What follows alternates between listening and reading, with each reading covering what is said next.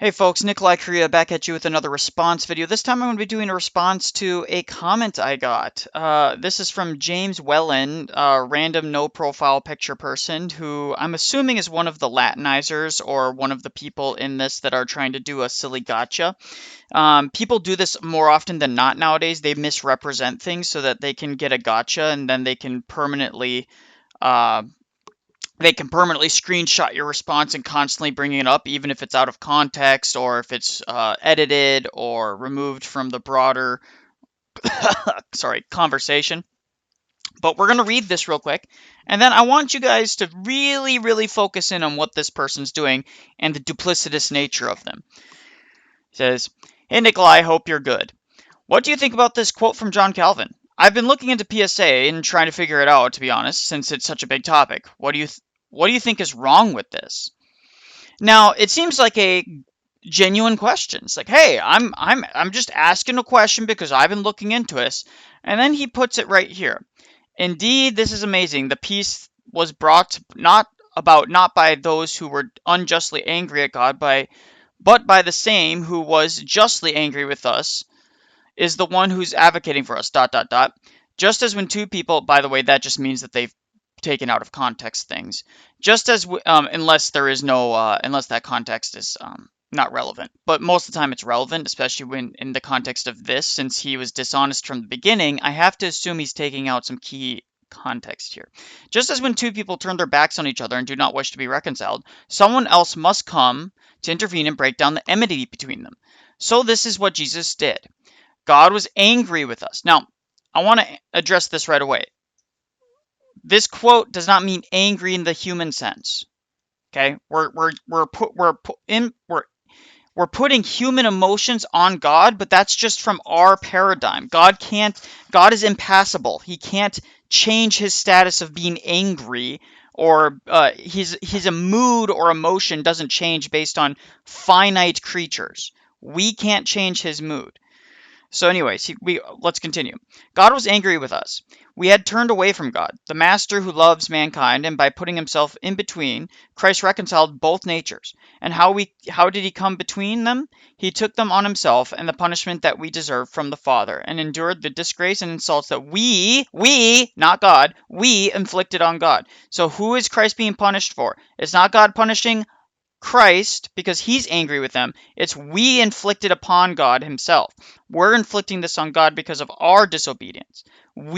Christ is the voluntary sacrifice. But I don't want to go into that yet. We'll break this down in a second.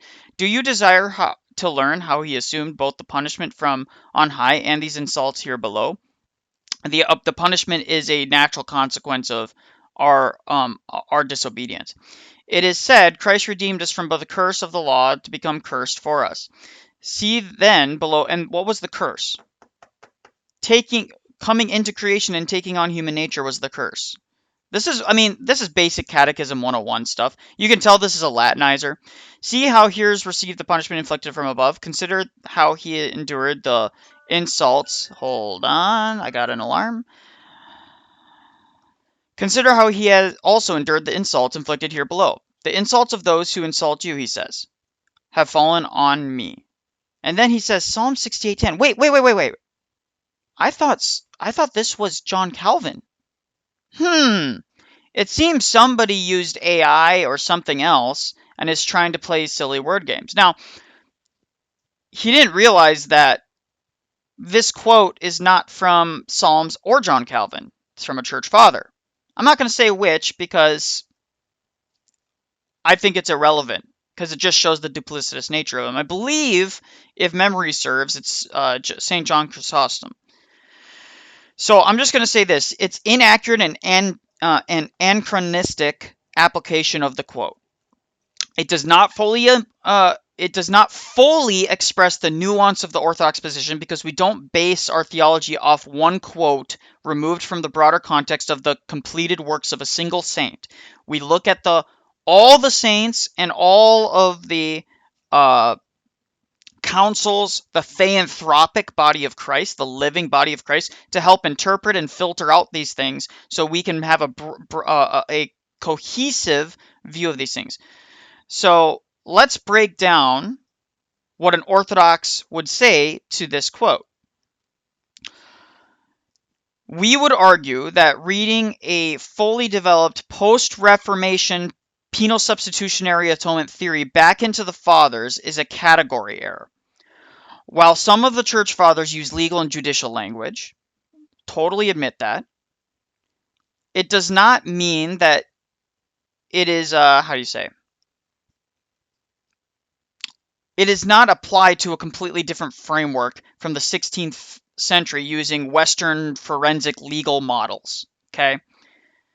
The nature of God's quote-unquote anger from an Orthodox theological perspective is God's anger is not emotional reaction that needs to be placated. It's a metaphorical way of describing our experience of being out of communion with God, who is himself unchanging love. Unchanging love, impassible. God is impassible.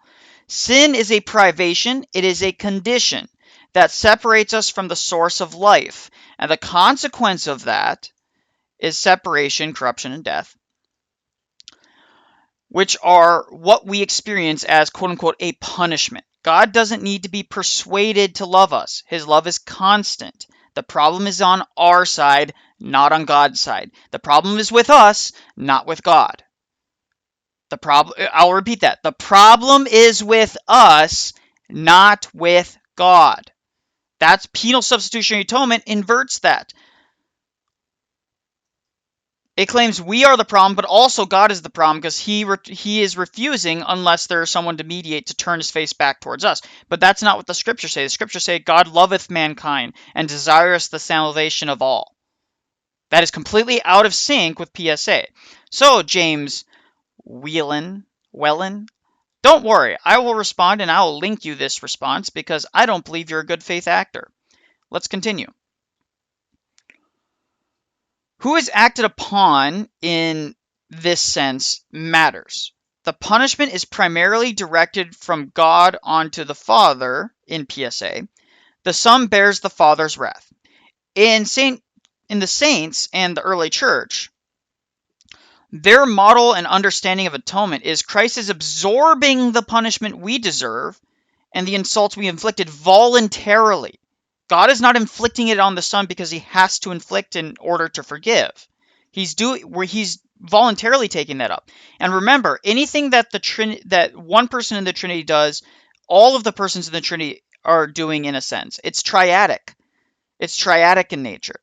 The Trinity is always triadic. So one thing that is being brought onto the Son has to be equally done so through the others. Unless it's something to do with nature and person, which that's getting too deep in the weeds. So let's continue. So, Mr. Whalen, what do you think of that?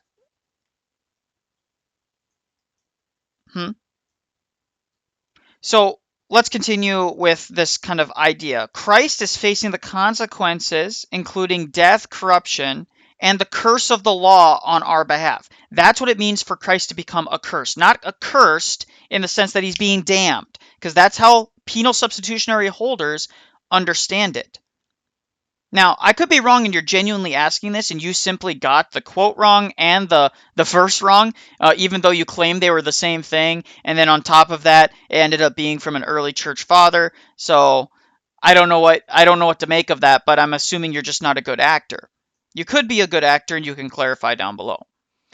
The legal framework is different. The saint's language in this part is more participatory and medicinal rather than strictly forensic.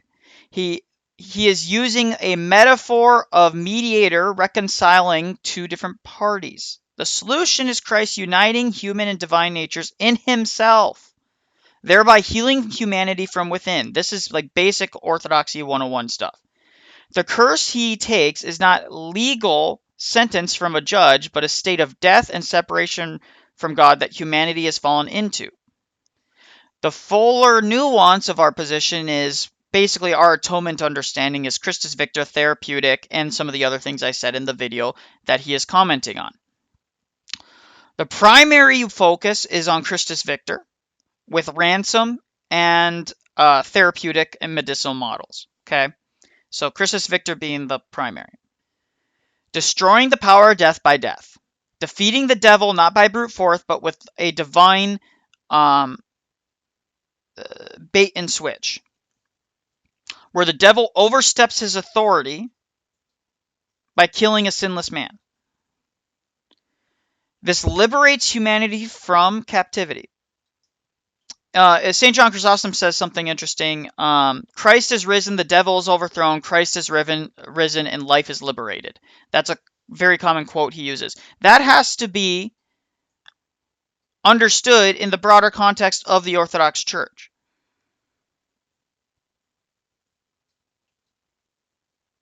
So the quote is out of context, it's removed from the whole, and it's not using the right framework to understand and interpret the language. Remember, this is just a word concept fallacy. Just because something says accursed doesn't mean it means accursed in the penal substitutionary model understanding.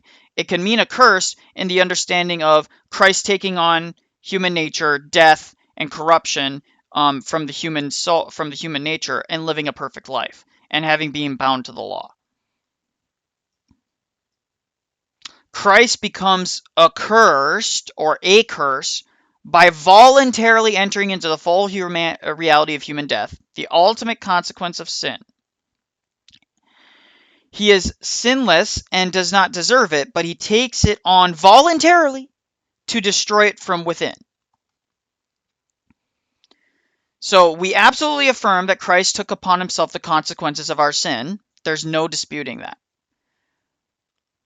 We fully understand the scriptures that talk about him being cursed and all these other things. We just reconcile it with the broader context of Orthodox theology. So, when you guys get gotchas and you try and attempt to do this, it just embarrasses you when you're not ready or when you're trying to get screenshot gotchas. No one respects it. It's duplicitous in nature, and I'm going to call you out for it because that's the style of my channel. All right, guys. God bless. Have a wonderful day. Like, share, and subscribe. You know the drill.